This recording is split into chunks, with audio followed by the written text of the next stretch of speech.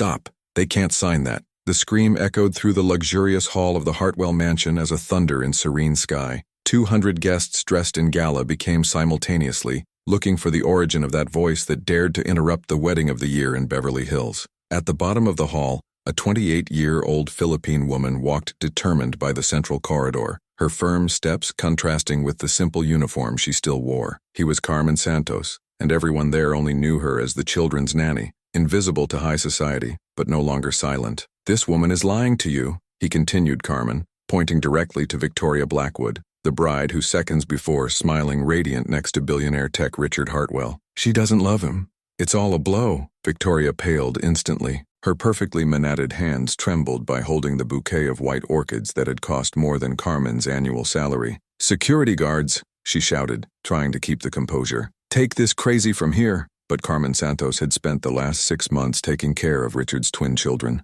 observing every movement of that house, every whispered conversation late at night. And 3 weeks ago, while cleaning the office, he had discovered something that would change everything forever. Richard Hartwell, a 45-year-old technology giant CEO Neotech, looked confusing for the woman who had been taking care of her children for a year. He had never really paid attention to her. Carmen was just one of the invisible employees who kept her life working perfectly. "Carmen, what's going on?" he asked, genuinely lost. His voice betrayed a mixture of confusion and irritation for having his marriage ceremony interrupted by someone who considered irrelevant. "Mr. Hartwell, Mrs. Victoria has false documents hidden in her room safe," Carmen stated, her voice firmly echoing through the silent hall. She planned everything. The casual meeting at coffee, lightning dating, lost pregnancy, all staged to get to her fortune. A growing murmur toured the guests like a wave. Phones began to be discreetly erected, recording every second of that scandal that promised to be the subject of the coming weeks in Beverly Hills. Socialite Margaret Chen, sitting in the first row, whispered to her companion, "I always thought that Victoria appeared too fast in Richard's life." Other guests began to exchange significant looks, as if small suspicions kept finally found voice. Carmen never imagined that he would come to that moment. Born in Manila, she had immigrated to the United States 5 years ago with just one dream: to give a better life to her 8-year-old daughter, who had stayed with her grandmother in the Philippines. Working as a nanny was only temporary, but ended up clinging to the 6-year-old twins as if they were their own children. For months he had observed Victoria to treat the children with coldness calculated, pretending affection only when Richard was present. In the early weeks, Carmen had believed it was just the shyness of the new stepmother, but he soon realized that Victoria saw the boys only as inconvenient obstacles in their way to fortune. 3 weeks ago, while arranging the main room, he had found suspicious documents fallen behind Victoria's closet: altered wedding contracts, fake identity records, programmed bank transfers,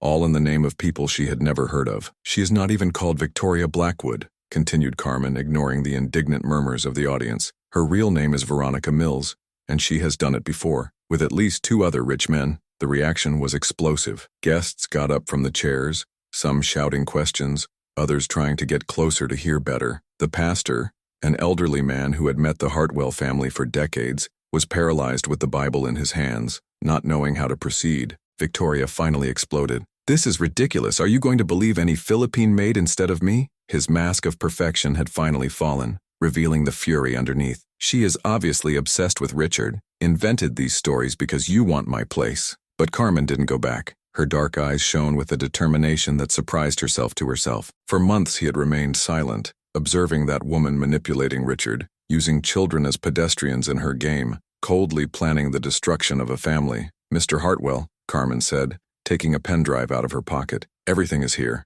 The conversations recorded, the photos of the documents, the emails she changed with her accomplices. I knew that if she talked before, no one would believe in an immigrant like me against a socialite like her." The silence in the hall was deafening. Richard watched the little Philippine woman who was careful of her children with such affection, who always arrived early and left late, who had never asked for anything but work honestly. Victoria, realizing that her world was beginning to crumble, tried one last card. "Richard, love, you won't believe it. In this," she hesitated, looking for the most cruel word possible, "in this desperate immigrant, will you?" It was exactly in this hesitation, at this moment of fallen mask, that Richard finally saw the true Victoria, and what he saw froze him to his bones. In her eyes there was no wounded love or genuine indignation. There was only the cold panic of someone whose farce had just been exposed. Carmen took a deep breath, holding the USB stick as if it were the most precious thing in the world. He knew that moment would change his life forever, for the better or worse. But some truths are too big to stay buried, even when revealing them means risking everything. There,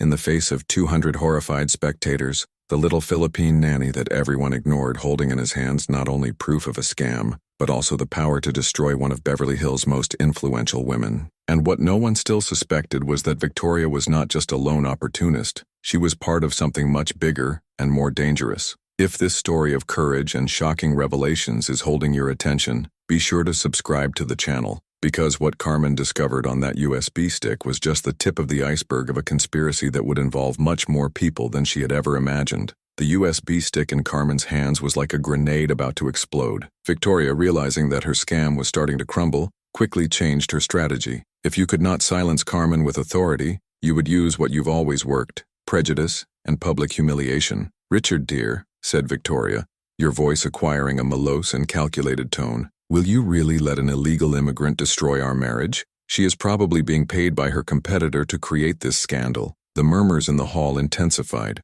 Some guests shook their heads as if they finally understood the true situation. It was easier to believe that the Philippine woman was the villain of history than accepting that a respected socialite could be a scammer. Carmen felt the family weight of prejudice falling on his shoulders. For 5 years in the United States, he had faced suspicious glances, whispering comments, and the constant need to prove that he deserved to be there. But this time it was different. She had evidence. "I'm documented, Mrs. Victoria." Carmen replied calmly that she surprised her herself. "And I would never ask for money to tell the truth, unlike some people in this room." The insinuation has reached Victoria as a slap. His eyes narrowed dangerously. "How do you dare talk to me that way? I'm a Blackwood. My family builds hospitals and libraries in this city for generations." Richard watched the exchange with growing discomfort. I had never seen Victoria lose the composure that way. The elegant, controlled woman she had known was turning into something unrecognizable before her eyes. Carmen had grown in Tondo, one of the poorest areas of Manila,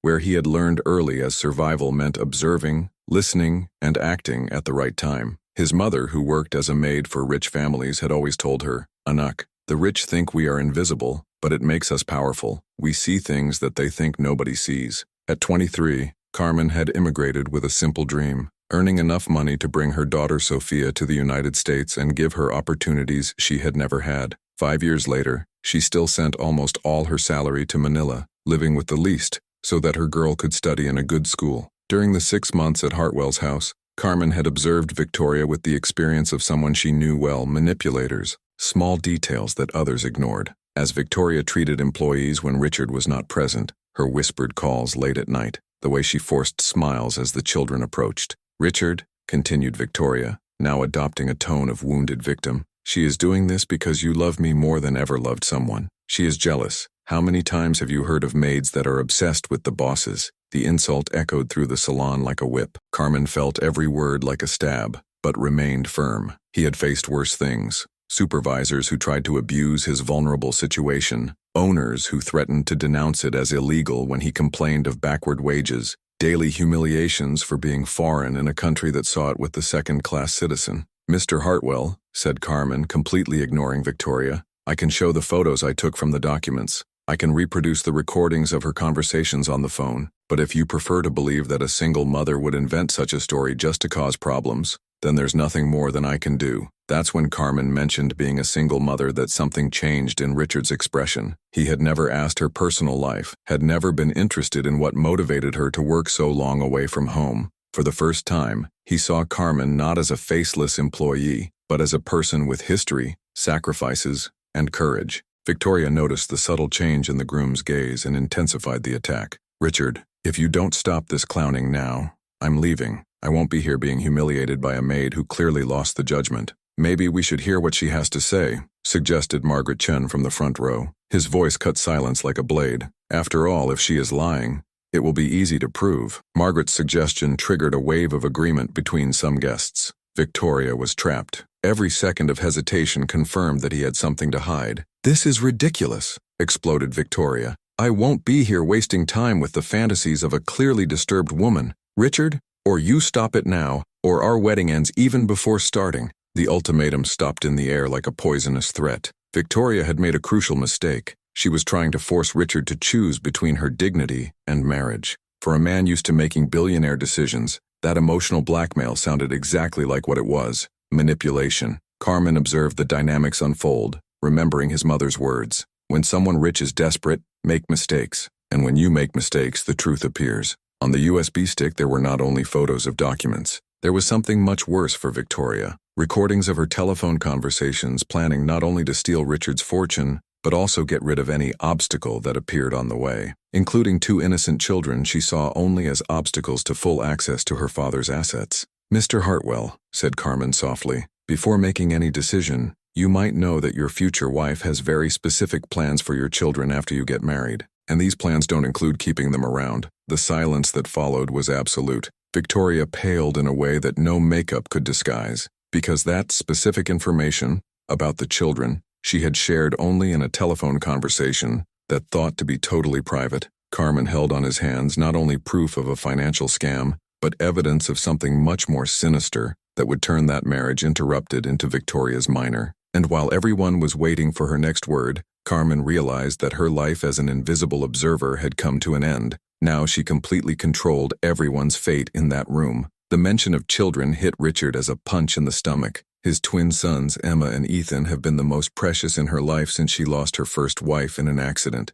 The idea that Victoria could have sinister plans for them aroused a fierce protective instinct that he didn't even know he had. "What do you mean by that?" Richard asked, his voice acquiring a cold tone that few rival executives had witnessed and survived to tell. Carmen took a deep breath, knowing that he was about to cross a line of which there would be no return. "Last Thursday I heard a telephone conversation of her. She was arguing with someone about sending the children to a domestic school in Switzerland shortly after marriage, permanently." The silence in the hall was so dense that one could hear the tic-tac of the old clock on the wall. Victoria tried to laugh, but the sound was forced and hysterical. "This is ridiculous. Of course we discuss educational options for children. We want the best for them," she said textually, continued Carmen, ignoring the interruption. "As soon as we have full control of the goods, these children will no longer be a problem. 2 years in Switzerland and they will not even remember that they had a father." The reaction was explosive, Richard pale in a way that scared even the most distant guests. Margaret Chen got up from the horrified chair. Some parents present at the marriage began to murmur indignant among themselves.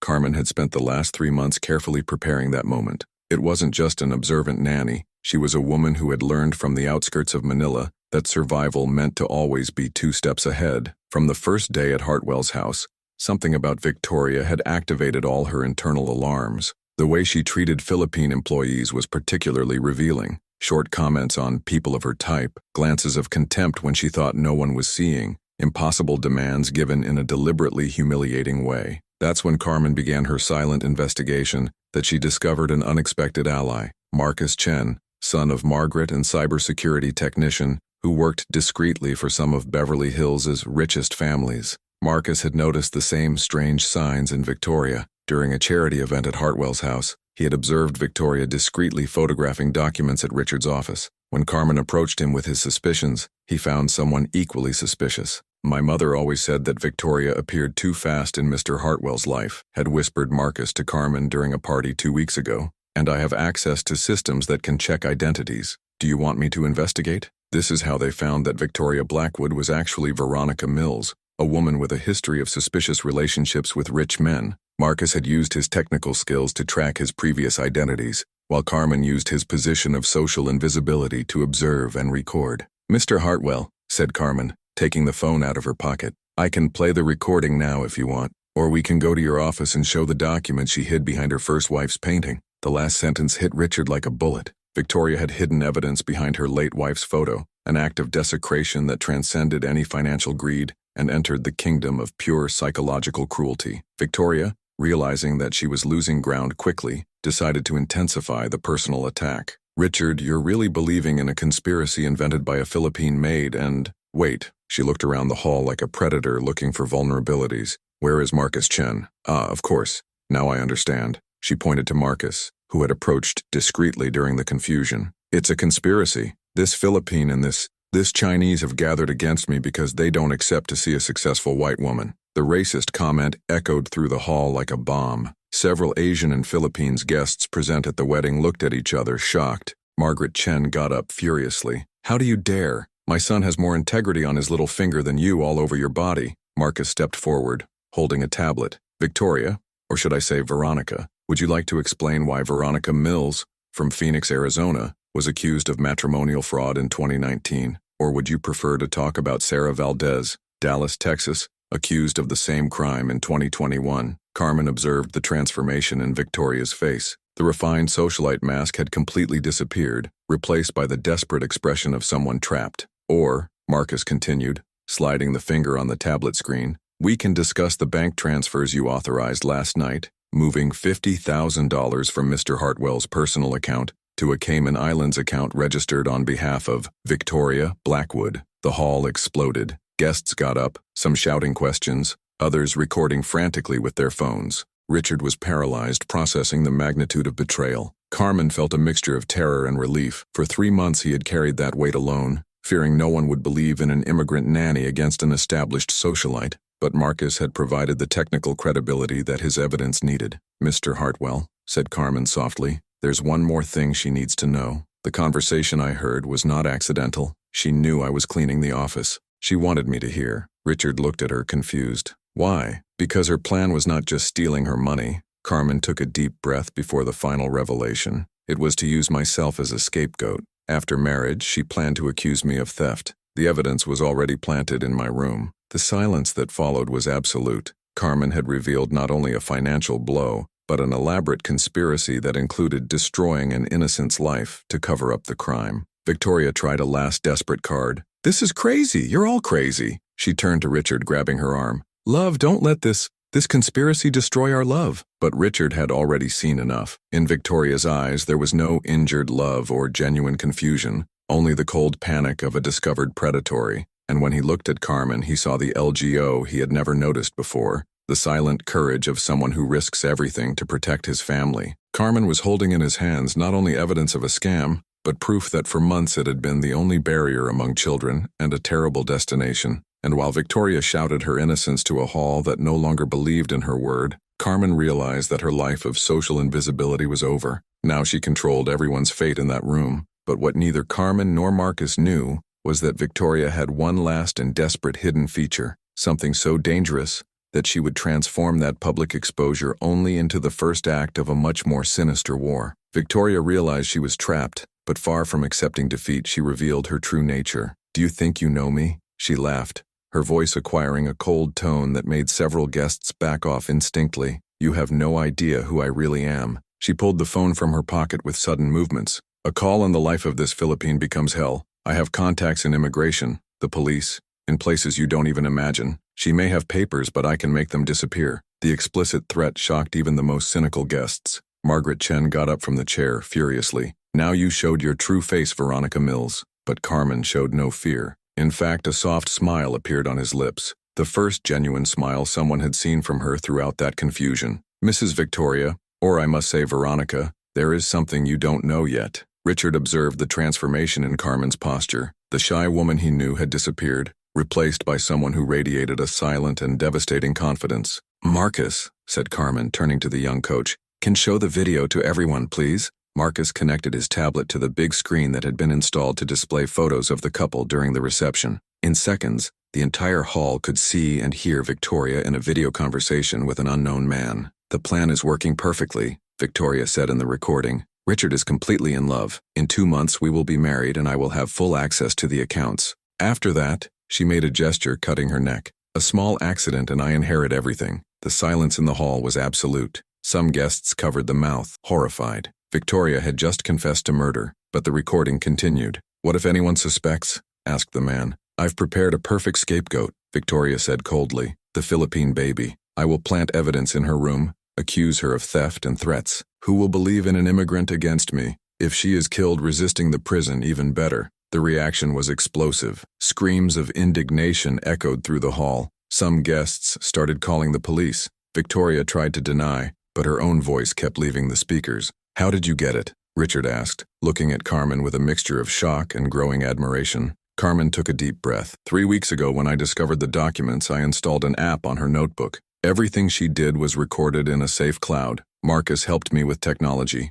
Impossible, shouted Victoria. You have no knowledge for that. You're right, Carmen agreed calmly. I don't have it, but my older brother has. He is a software engineer in Manila. and taught me some things during our video chamadas. It was then that the last piece of the puzzle fitted. Carmen had never been just a desperate immigrant nanny. She came from an educated family in the Philippines, had studied administration before emigrating, and chose to work as a domestic simply because she paid better than jobs that demanded perfect English. Marcus smiled, connecting another device. But that's not all. Carmen also helped me discover something interesting about the Blackwood Industries that allegedly support Victoria's family fortune. The screen displayed corporate records. There is no rich Blackwood family. The surname is fake. Companies are ghosts recorded only on paper. Victoria is Veronica Mills, daughter of a Phoenix mechanic who declared bankruptcy 5 years ago. The humiliation was complete. Victoria was not just a coup. She was a failed desperate that had built an entirely false identity. All your pedigree, your powerful contacts, your threats,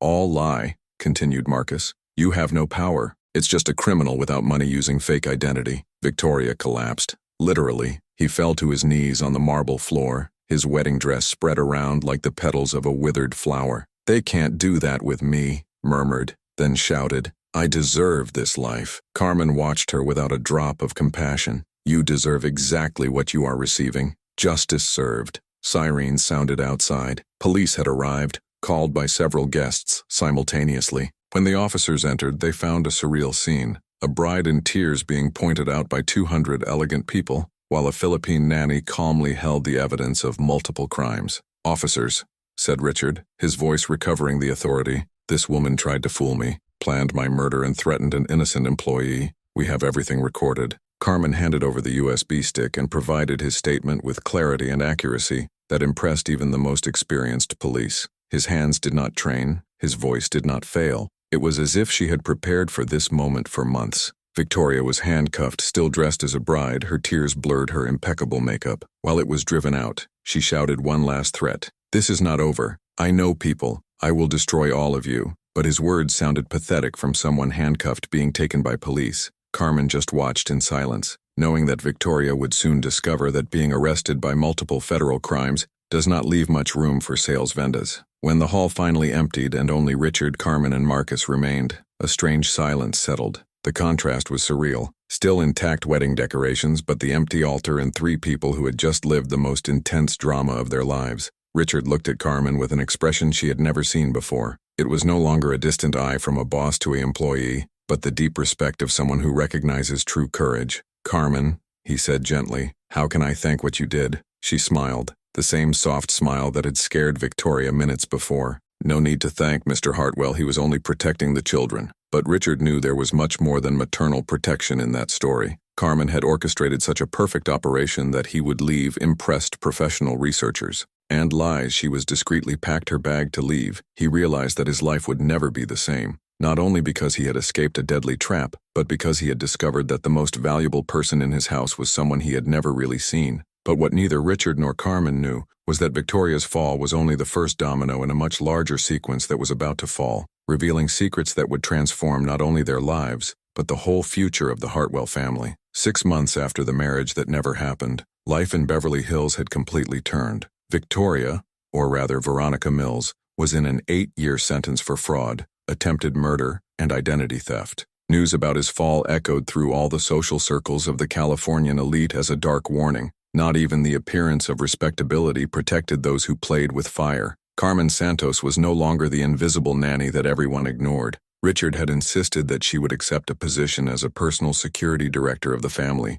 with a salary that finally allowed her daughter Sophia from the Philippines. The 8-year-old girl now studied at the same private school as Emma and Ethan, forming an inseparable trio that turned Hartwell Mansion into a true home for the first time in years. "Carmen, look what I drew," shouted Emma, running through the garden with a paper in her hands. It was a family drawing. Richard, she, Ethan, Carmen, and Sophia, all holding hands. In the drawing, Carmen did not wear uniform, but a colorful dress. "You're our second mom." Richard watched the office scene, smiling in a way I hadn't been doing for years. The transformation in your life had been radical. Carmen had not only saved her fortune and possibly her life, she had brought back something he thought he had lost forever, the ability to truly trust someone. Marcus Chen had become a digital security consultant wanted by several rich families after the brilliant exposure of Victoria's scheme. His cybersecurity company prospered, and he often worked in partnership with Carmen to protect other families from similar scammers. The social impact of history was deep. Carmen had become an inspiring figure in the Filipina Los Angeles community, being invited to lectures on civic courage and immigrant rights.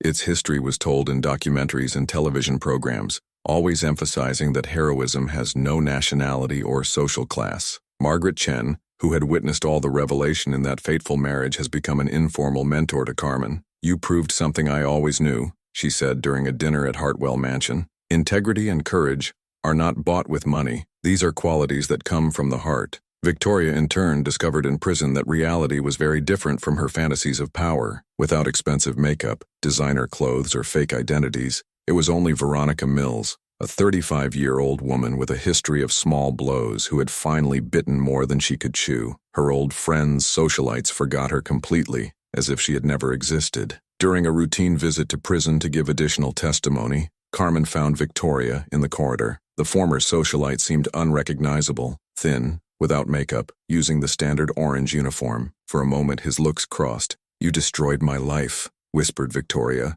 trying a last poison spark. Carmen looked at her serenity. "No, I saved the lives of innocent people. You destroyed your own lives when you chose to hurt others for greed." Carmen's calm and worthy answer echoed through the hallway. Victoria lowered her eyes, finally understanding that she had completely underestimated the woman she considered insignificant. Back in the mansion, Carmen often picked up on the journey. He had arrived in the United States 5 years ago as a desperate immigrant, willing to accept any work to survive. It was now respected, prosperous, and, most importantly, had gathered his family. Richard had also changed deeply. The cold, distant man had become a present father and a loyal friend. He and Carmen developed a partnership that transcended any social hierarchy, based on mutual respect, confidence, and a genuine connection forged in the fire of adversity. "Carmen," said Richard one afternoon as they watched the 3 children playing in the garden, "I want you to know that you not only saved my life, you taught me what family really means." She smiled, watching Sophia teach Tagalog to Emma and Ethan.